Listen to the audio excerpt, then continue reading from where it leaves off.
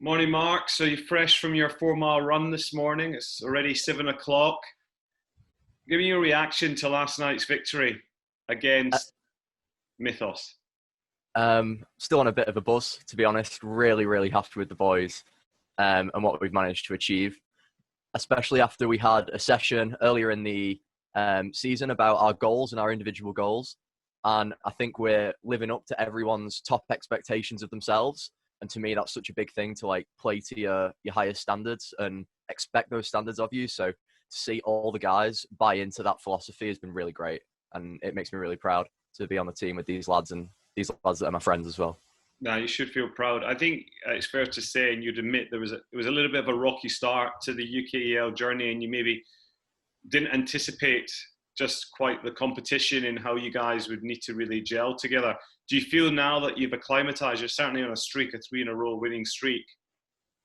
I do think we've acclimatized. Yeah, I think we've definitely understood a lot more as we've gone on. We've been very quick to learn and also very quick to address our own problems. I think, in a sense, we've been quite humble about that. Happily just saying in VOD reviews, people putting their hands up and saying, I did that wrong. And it's like got this real culture in the team now where we're just happy to admit a mistake and see what other people think and how we can work on it. So it's a real environment for learning and for improving yourself. What's the biggest factor that's changed that's you think has provided this winning outcome over the last few weeks? Is it communication? I think it's a mix of communication, building up confidence, particularly for some people more than others to get that confidence and get the wins under the belt. Really, really did help them. Yeah.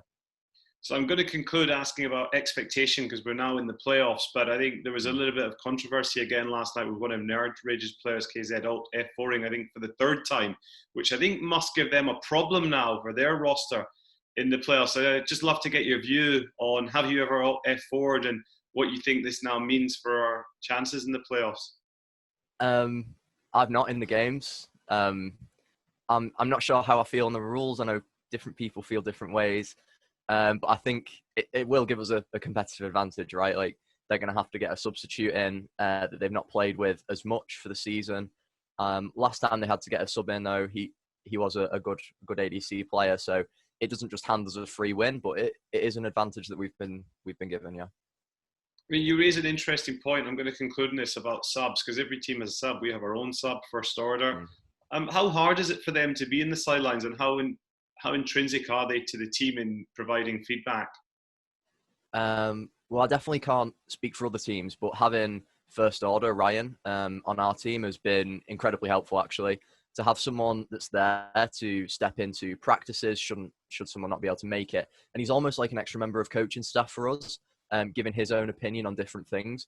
And as I said about that kind of learning environment, having someone else with a different view, especially someone that's not playing in the roster, in the starting five roster, someone that wants to improve and make their case for that roster is always really keen to learn and key to help us learn as well. So it's really, really nice to have him. And next week, who are we up against? We're up against Vector Gaming next week. So more points on the board, playoffs, here we come. And then we wait to see how they shape up for the UKL. Listen, thanks very much. Well done to you and the gang again. And we'll speak to you soon. Cheers, Ollie.